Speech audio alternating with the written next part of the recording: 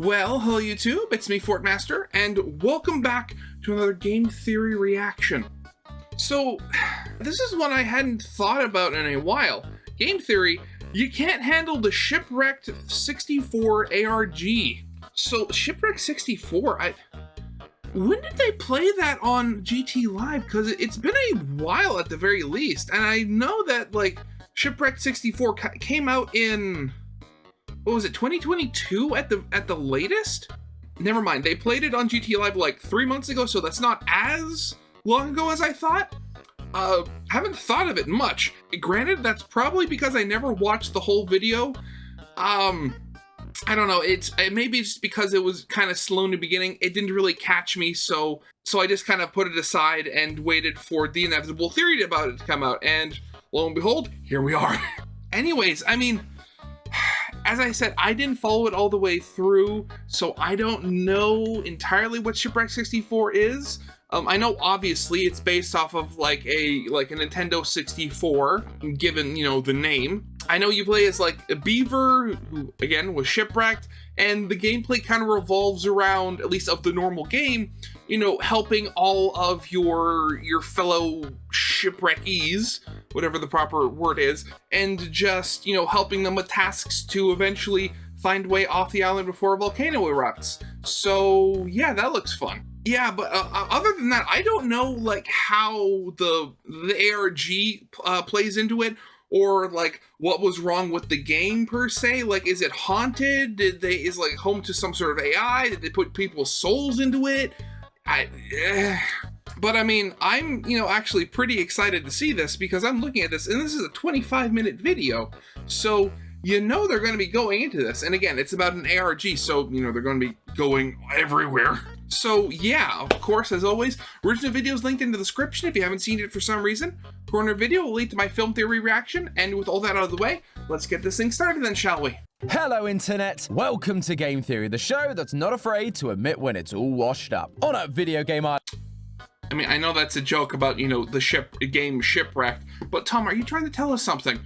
Island full of lore, that is, because I'm finally getting around to talking about the ARG that blew every other ARG I worked on out of the water. We would have probably talked about this sooner, but it came out on January 1st, and we were a little busy here at first. So after 5 months, I figured it was high time we take a look at the difficult and disturbing game that took the internet by storm, Shipwrecked 64. Now, if this is your first time seeing this game, you might think it's going to be similar to other lost video games we've covered in the past, like Petscop, where we watch found footage of someone else playing the game and see the ARG story unfold before us. But not this time, friends, because this is a game you can actually play for yourselves. That's right, this game puts you in the driver's seat and gives you the opportunity to go around and find the secrets yourself. And there are a bunch to find. But to get them, you have to solve some of the toughest puzzles I've ever encountered. And sometimes you even have to fight the most basic of gamer instincts. You have to lose. If you do that, you are rewarded with the thing that we all crave.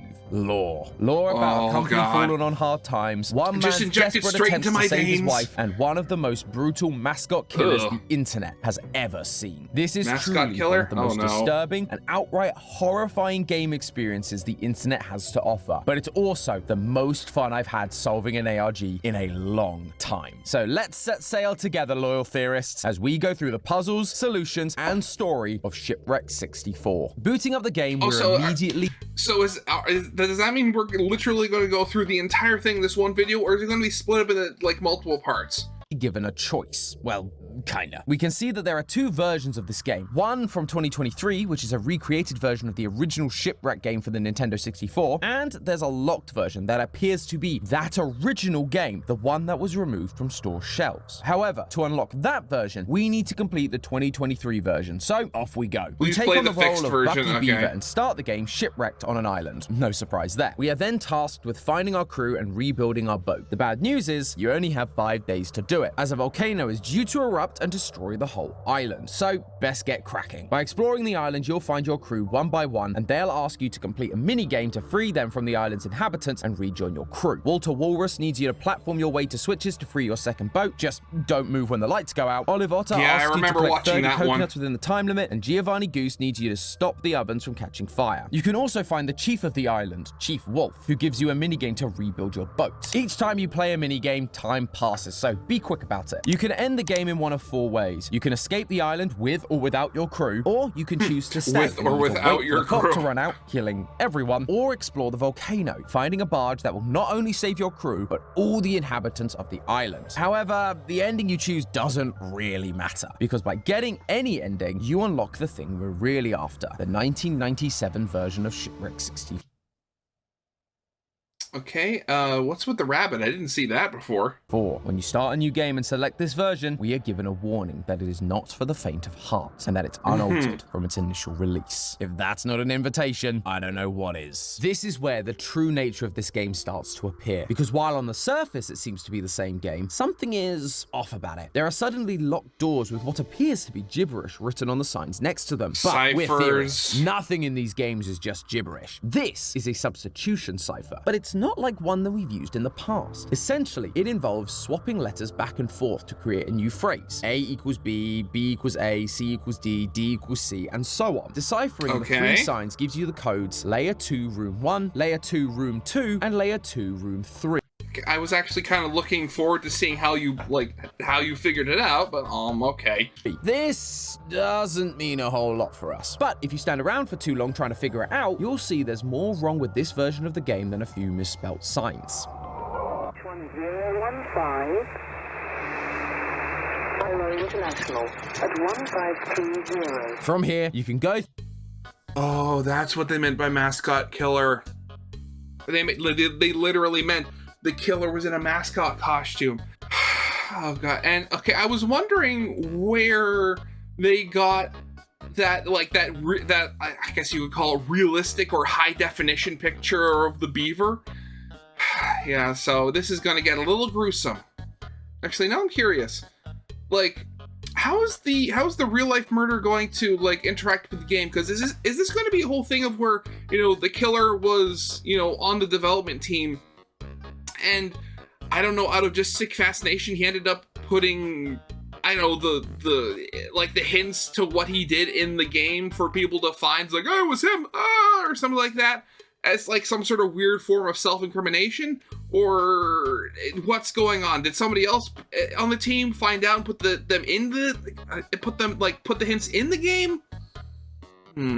Already a lot of questions are arising. That is a very disturbing costume. Go through and play the rest of the game as normal. Win the mini games and get off the island. But where's the fun in that? There are clearly secrets to find. So what do we need to do? Well, it starts by losing. That's right. If you lose each of the mini games, things begin to fall apart. Each time you fail, the mini game gets harder and harder to beat. And with each time that happens, we are treated to some disturbing clips that begin to hint at what this game's lore is. Walter's minigame shows us a clip of someone wearing a costume of Bucky, looking down at something with a bunch of squelching noises in the background. May not be able to see what's happening, but our minds can pretty much fill in the gaps, especially with the he's a butcher or something, this isn't the he? only secret Walter's game is hiding. Near the final switch, you're meant to go through this door and then out the other side. But if you instead jump over to the other side and then try to re-enter the door from the wrong side, you suddenly find yourself in a long corridor with a button at the end that plays a clip from a man named Mark Mullins. I haven't been acting right. No one around has been acting right lately. I took her to the hospital and I walked out on my own. They said that she's going to be there for a while. He's taking someone to hospital, which is useful to bear in mind, but the most notable thing right now is that he mentioned no one has been acting right lately. Could this be referring to the Bucky we just saw? Maybe Mark noticed Bucky's weird behavior before whatever happened in that Squelchy video. It's hard to say, but Bucky does certainly continue to get more and more unhinged as time goes on. Yeah, but he said no one was acting right, so you'd assume that it'd be more people. So instead of just the one, are we dealing with like a team of killers here and they all dressed up like the various characters from the game? Oh god, that's a little creepy. When you get to Olivia's section, it's split into two parts. In the penultimate failed attempt, we can hear an audio recording from a woman titled Olivia's Last Phone Call. He showed up at the door again. I don't know what to do. Something about us was so wrong. Unintelligible Olivia complains noise. about him showing up again, only for Bucky to once again appear, banging to be heard, and the audio going quiet. Okay, so are we dealing with some sort of simple, quote-unquote, form of, like, just normal psychosis, or is he being, like, possessed by, like, the sick spirit of Bucky? Each man and woman that he lays his eyes upon is nothing more than a tall, strong redwood waiting to be felled. Normally, this is where I'd start theorizing about exactly what's happening here, but Olive's second section does that for us. You're back in the same room, but if you parkour off the walls, you'll find Olive face down in the water, a trail of blood behind her, and another Bucky staring down at her. Bucky, this evil Bucky, killed this woman, Olivia, represented by Olive, and dragged her body to the lake. Now, I thought that was pretty dark, but nothing could have prepared me for failing Giovanni Goose's game, because after a couple of failed attempts, Giovanni stops being interactable. You can try, but nothing happens. And then...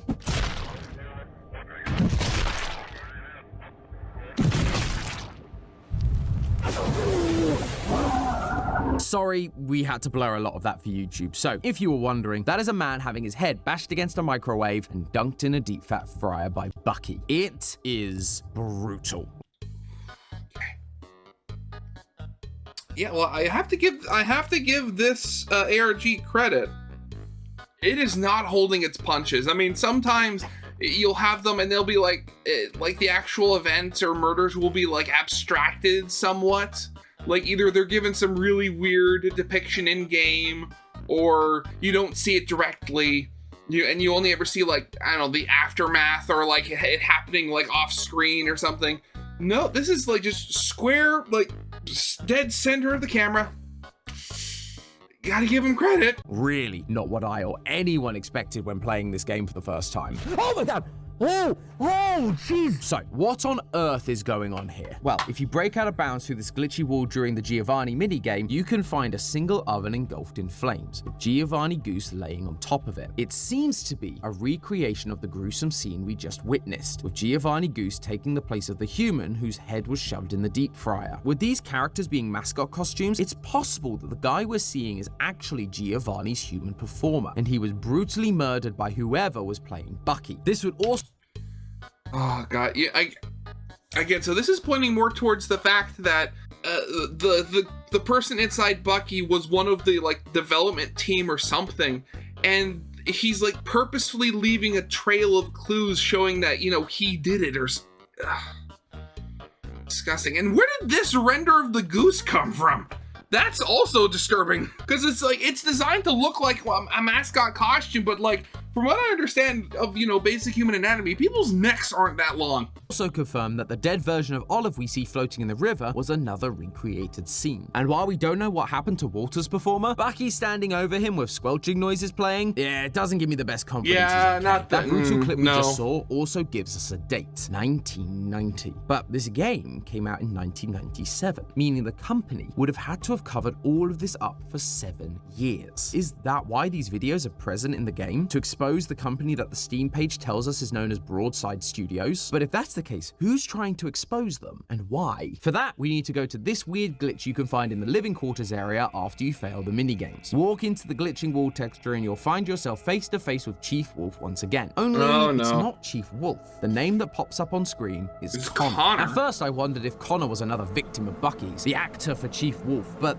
then I read their dialogue and it is strange. They talk about polygons working together to create an illusion and go on to say that they made all of this. Is Connor the game's developer? It's the only thing that would make sense with this kind of dialogue. And there's been plenty of indie horror games with devs trapped in their own games before. Except, unlike most of those other game devs, Connor doesn't seem to be interested in escaping. They're just admiring their work, like they're proud of it, gruesome videos and all. Considering how hard... Well, I mean, I gotta give him credit. I mean, if you're impressed with like the hundreds and hundreds of polygons that, you know, make up the world of this, you know, 64-bit NES, no, not NES, like Nintendo 64 game, like, you would be absolutely floored with modern hardware and how many polygons you can get in that. This character is to find. I have a feeling this is more like a self-insert NPC, assigned to the player early on from the dev that they're heading in the right direction. Okay, so we have an idea of who did this, but we still don't know why he felt the need to turn against Broadside. So let's keep digging. Remember those locked doors I pointed out earlier? The ones with the sign saying Layer 2, Room 1. Well, once you completely fail each minigame, those locked doors become unlocked and allow you to travel to a deeper second layer of the game, which I guess explains the Layer 2 thing. Now, I'm not going to run through how to do every little puzzle in each of these next rooms, or for the entirety of this game for that matter. There are so many puzzles that this would be an hour-long video if I were to explain each one step by step. Oh, not every puzzle has lore significance either. And finally, I actually think it's just fun to leave some mystery for you guys so that you can go and play this for yourselves. I promise you. Where's the fun in that? So, what I do want to do is to explain the primary puzzles that you need to solve to progress, because I have never seen ciphers like this used before, and this won't be the last time they get used either. So, if you go into Walter's door, you'll eventually come across a room with a number of cabins and an audio player on the wall. It's labeled with code is RXBC, and playing it gives you a string of words.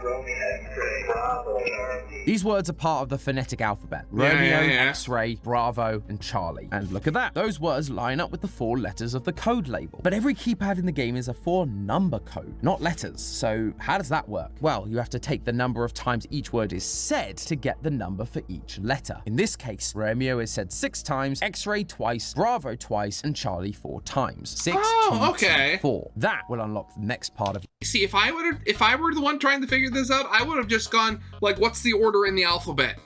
That would have, evidently failed, and I would have been stuck. Your path. The second kind of puzzle is found through Olive's door. In one of the rooms is a recorder playing the song Hot Cross Buns, and on the wall it says code is ECDC. If you explore a little, you'll find another recorder that talks about downloading sheet music, and that is exactly what you have to do here. Look at the sheet music for Hot Cross Buns, count the number of times the notes E, C, and D are used, and bam, that's your code. I told you these ciphers were clever. But it's Giovanni's door that is the most interesting. Inside is a small theater, which, if you stop and look at the screen, you'll see our 4 mascot friends, except they look nightmarish. I initially very high resolution monster versions, and that maybe this was the Bucky that killed the other 3. But we saw from earlier that the Bucky looked pretty normal when he attacked, so I'm not entirely sure what to make of this right now. Nevertheless, we must carry on to the next room, a red dining hall, and after some puzzles, an art gallery. In the gallery, there is a keypad on the wall that once again requires a 4-number code to unlock. Next to it, you can see banners of 4 colors in order: red, blue, blue, green. And if you paid attention to the room, you'll notice all the paintings are different colored. Okay. Numbers on them. Red is 8, blue is 3, and green is 9. Those numbers remain the same throughout the game, so do take note. But once you get through the hallway, you'll start to hear something.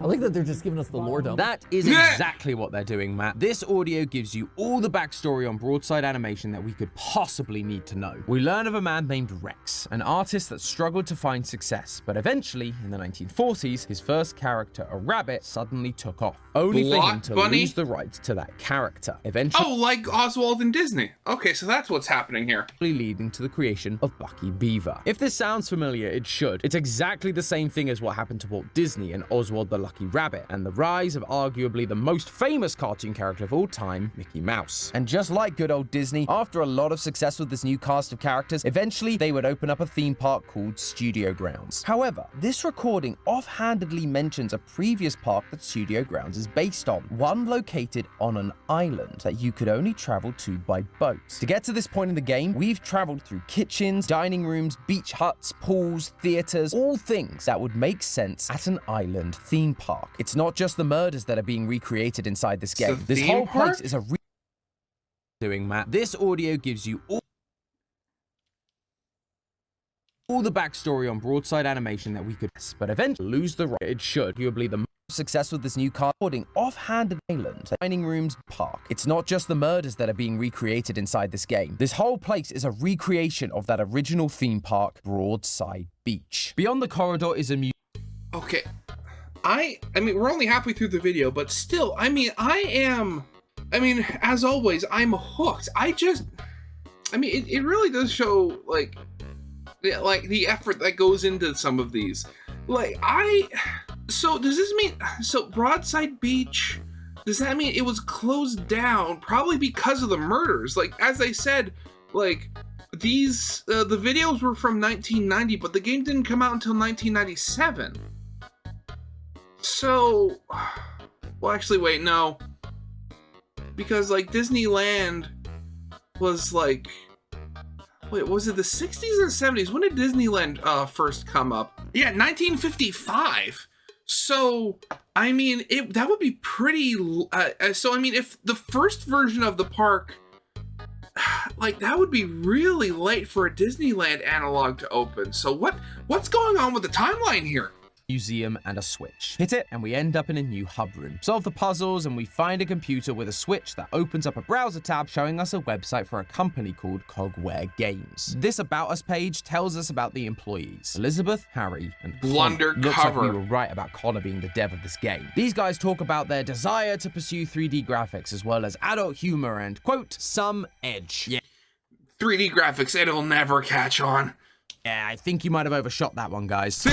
Moving forward, though, the tone suddenly shifts. On the walls are drawings of a game of Hangman with most of the name Brandon filling in the spaces, text warning us to stop, and a drawing of Bucky with his third eye open. Something tells me going down here is going to start. That doesn't seem ominous at all. We're gonna see things as they really are. And so, in search of that sweet, sweet lore, we continue to venture down into Layer 3. Here, the world is dark. We're given a single candle and a tape recorder. On it, someone is describing the death we saw played out with the character Olive back on Layer 1. Someone in a Bucky costume dragging a woman to the water and drowning her in the lake, confirming that what we've been seeing in the game are recreations of real-life events. We have to continue on until we reach a computer, and it has a lot to say. The horrors that are to come, the concept of the layers we find ourselves in, and the ciphers we have been solving. The substitution cipher is a language known as Beaver Scratch. The alphabet puzzle is called a Shakespeare cipher, the music puzzle is a Mozart cipher, and the picture puzzle is a Picasso cipher. While this information is certainly useful, I feel like it would have been more useful, you know, a layer ago when I was banging my head against the wall trying to figure out how they worked. But no matter. We're here now, and we must go forth exploring the 3 doors available in order to move on. Wait a second. So we've been seeing, like, these really, I guess you'd call them high-res models of the characters, and they're a little more realistic and grotesque a bit. Is like, are we going to eventually reach a layer where we drop the 64-bit like simple 3D characters and adopt, you know, the newer, more accurate ones? Like, what's going to be happening with them? Technically, you can actually only explore 2 doors, but there are important audio recordings in each one, so of course I've checked them all out. 2 of them come from Connor, who describes how progress for the game is going, describing areas and characters from Shipwrecked 64, and how they're going to be presented to someone called Mark later. Oh, Mark, the guy from that audio tape we heard earlier, the one with the terminally ill partner. If Cogware Games is working on a Broadside game, and they're going to be presenting to Mark later, that would mean that Mark is likely a higher up at Broadside. But based on this 3rd recording we get from Connor, it seems like he's not the easiest guy to work with. And yet Mark was talking about how, like, nobody was acting right. Hearts and souls into it, but is that even enough? His standards must be set astronomically high. Plus, after the thing I found, I just gotta be honest. I feel so much less safe around that man. Once again, Connor is leaving a breadcrumb trail to reveal to us the truth about what happened and the company behind it all. It seems like Connor found the footage of these deaths, the ones that we've been witnessing. I mean, I wouldn't feel safe around a guy that lets monsters like this run loose, would you? Yet he also seems to still be willing to work with Mark. He's not acting like he wants to expose the truth he's found, so what changed for him to do so later? Oh, and speaking of monster, this particular room offers us insight into one of the characters we've not been able to identify, Bucky himself. So far, we found the victims, the devs of the game, and Mark, but the serial killer Bucky has remained a mystery. However, after looking at this wall, I believe we finally have a name. Who are On the wall, you? we see the words, "Who are you?" along with a drawing that will look familiar to those of you who cleared the puzzles in Walter's Waterway. It's a statue of Bucky. There's also 7 letters missing, just like the ones we saw earlier in the hallway that spell out the name Brandon. Brandon is the name of the guy inside the costume, the one one that was acting strange and lashed out to his co-stars. This is where the gameplay gets a lot harder, because now we're being attacked by monster versions of the 4 major mascots that we saw in the glitchy footage. Okay, so Turns that's where out they these come are known from. as dwellers, and they are horrifying.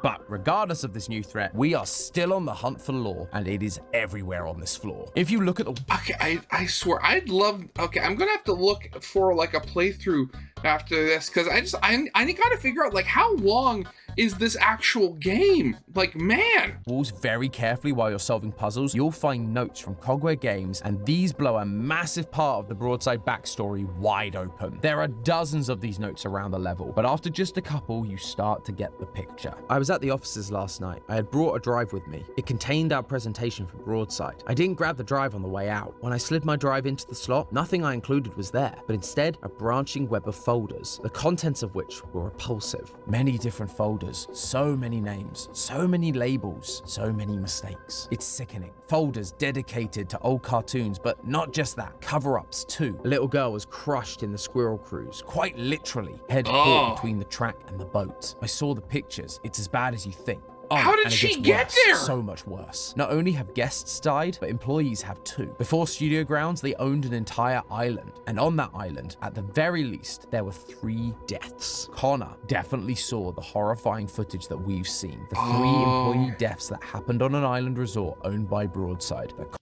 So it seems we're dealing with corporate malpractice here then, instead of like demon possession or something like that. Yeah, I mean, it's to be expected. Cogware Games decided to recreate murders and all. But if you keep going and complete the various Picasso and Mozart ciphers, as well as a few code-based puzzles that are lying around, and then you collect the batteries for the in-game computer, we are actually treated to a zip folder full of at least some of the files that the notes mention. We have 3 folders named Olivia, Nathan, and Gary. Olivia's folder contains Olive's character model, pictures of her as a human and in costume, and the audio recordings we've heard, as well as this note that once again confirms that what we've witnessed in the game is 100% a recreation of what happened that night. By checking Gary's folder, you can also find the footage that we've already seen, as well as the aftermath of his corpse from being dunked in the deep fryer. Gary was Giovanni's character, which leaves Nathan as... Okay, how did he fit into the goose then? Because again, the goose has a very long neck. Walter's actor, and in his folder, we finally see what was missing from the mysterious squelchy clip we heard earlier. Bucky walked over to him and beat him to death with a chair. Yeah, it was never going to be good, was it? And yet, the question remains, why give this to us? Why expose Broadside like this? I mean, I would suspect that, probably because if Broadside is, an analog for Disney, they are probably, very successful and have very good lawyers. So, I mean, so they're probably expecting, there's going to be some corruption involved. If we try to sue them or something like that, we're not going to beat them. So we're just going to, we're going to have the court of public opinion turn on them instead. Sure, the company is clearly not a good company, but is that enough motivation? Connor found these files, but still seemed to be willing to work with Mark on this game. This is also an official game after all. Broadside were paying for this, so why risk it? Well, before you finish the plaza, there is one audio recording that shines some light on this, and it's from our friend Mark. The entire brand's been going down the drain. The best option we got is to cut the game studio we've hired. I'm gonna schedule a meeting with them, and if they don't have exactly what they've promised, we cut them off. I'm throwing the exact same amount of money I'm paying for Harley's medical bills into this game studio! Broadside was bleeding money, which is unsurprising when you're busy, covering up murders, running TV shows, theme parks, and your own freaking private island. Plus, this person, Harley, seems to be the loved one that Mark mentioned earlier in the audio log, the one that's going to be in hospital for a long time. He's also having to pay for those medical bills, and so... Which actually, so that makes me wonder, either they were paying the game studio, underpaying them severely, or Haley had some major stuff wrong with her to the point that it cost the same as game development for her to, just be kept alive, which is sad and shocking. The best plan of action is for him to cut all funding to the video game, or so he thinks. For a small indie studio, losing a deal like this could cause them to completely go under. If that happens, they'd likely want revenge, especially if they happen to stumble across a bunch of files that reveal to them the cover-ups and murders that the company had committed. And once we leave Layer 3, that is exactly what we see play out. Layer 4 to start with is essentially a tech demo, but use the elevator to descend into the sewers and you'll once again face a gamer's worst nightmare. Not scary monsters, no, we love that stuff. Instead, you once again have to lose by getting caught by the dwellers, landing yourself in a jail cell, but also giving yourself access to a new area with some Picasso ciphers and 2 new audio logs from Connor, one titled Devlog Panic and the other Resolution. Toss the script. It's done. It's over. I can't even lie to myself on this recording. It went horribly. All that work, all for nothing. It's only a matter of time till I get their 2-week notices on my desk. Change of plans. Liz has already done everything she needed to. Harry's done. Well, enough. I'm taking the reins now. I'm completing this on my own. No help, no influence from Broadside, Mark, or any of those disgusting fucks. I was worried about what he'd do to me. By the time I'm done with him, he'll regret the day he first uttered my name. Connor was blindsided by Mark's decision. He was ready to go in with a full presentation, only to be completely shot down and cut off from the project. Now he's mad. Mad enough that he's going to make Mark regret everything by outing Broadside's awful practices. He did the nuclear option. Recreating the parks as well as all the murders that took place, and by leaving a trail of breadcrumbs that we've been piecing together of how Broadside and Mark treated Cogware Games. Anyone that got their hands on this game would be able to figure out what happened, and it would likely mean the end of Mark and Broadside. That could have been where the story ended. A scorned developer taking revenge on a man that ruined his career. Further? However, the game keeps going. There's a demo for a game that you have to download and play to unlock more codes, which, can I just say, is insane for an ARG video game. It's one thing to link to web pages and YouTube videos like we've been doing throughout this game, but to create essentially a second game just to hide a few codes? I tip my hat to you, sir. Truly inspired. But thanks to that demo, we now have access to the final layer, Layer 5. At this point, we are introduced to a new character, a character that the game describes as made of wood and cloth, except it can move and even speak. I thought I was the only one rotting down here.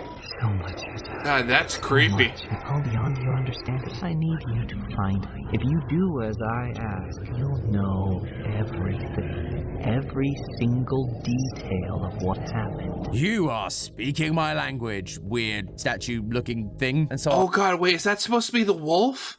Oh God, our wow. last task is to find this thing 10 times on the original island map. And if we do, we finally get to the end of this game. We're met with a final audio log that shows the meeting between Connor and Mark, where Mark shut down the whole thing, leading Connor to create that earlier audio log and take over the project, to reveal the truth about Broadside. But sadly, his revenge didn't seem to fix anything. We end up in a final tunnel that leads to a balcony. The only option is for us to jump off it. And by doing so, we cut to real footage of a real balcony, as well as a statement from Cogware Games. Connor took his own life. We get some slides reminding us that when these details inside the game were found, the game was pulled from store shelves. Connor's efforts were once again going to be covered up by Broadside, likely pinned on him as a rogue indie game developer trying to slander their good name, just like we've seen time and time again in other indie franchises. The majority of them were total fabrications from the mind of a complete lunatic. Lawsuits pending. And with that, knowing he couldn't do anything to stop them, and with his own reputation destroyed, Connor jumped off the balcony, leaving behind nothing but a broken family, a broken game, and his own personal calling card. An NPC wolf hidden inside the glitches of the game that someone might one day find. And that, my friends,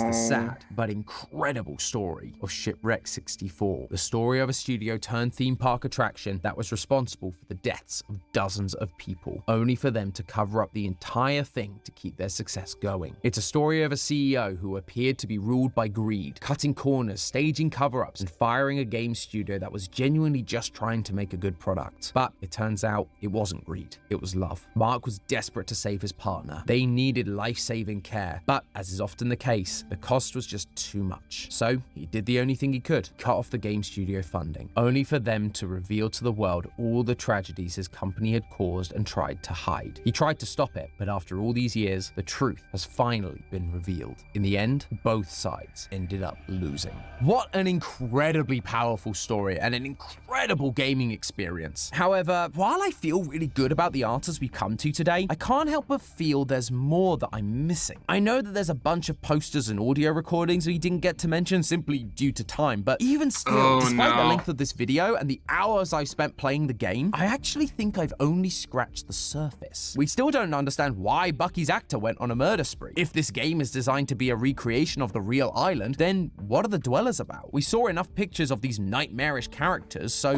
where do they fit into all of this? And what's the truth behind that weird wooden entity we chased around the island at the end? I know the answers to those questions do exist. However, it's gonna have to wait until next time, because to fully understand them, we're going to have to venture beyond just the game and into the deep lore that hides in documentaries, demos, and ARGs that are all present on the developer's YouTube channel. So if you are interested in getting those answers, let me know down in the comments. And of course, make sure you're subscribed so that when the video does drop, you don't miss it. In the meantime, friends, remember, that's just a theory. A game theory! Thanks for watching. You know, I will say that was refreshing. This is the first ARG that I can remember in a while featuring, you know, an indie game or disgruntled developers or, you know, that sort of stuff that didn't involve, you know, the game being haunted or being home to some sort of crazy AI or like being a portal to hell or, you know, all that sort of stuff. It was literally just, you know, a disgruntled video game developer trying to get back and air out the dirty laundry of his former patrons.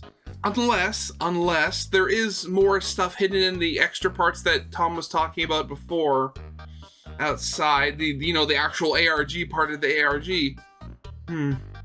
So, I mean, I really hope they do a second part of this because I want to find out more.